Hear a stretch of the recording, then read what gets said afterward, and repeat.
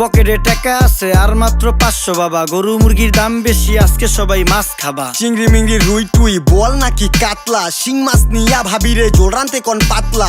ইলিশ আসছে দিয়া দেই কালকে আবার বৈশাখ। বাপ সাপ দেখে আমগো মনে হয় কি লাট সাপ। গরিব মানুষের বৈশাখ, ইলিশ মাছ না পুঁই শাক। সিলভার কাপ না তেলাপিয়া, আমারে দেন পাঙ্গাস মিয়া।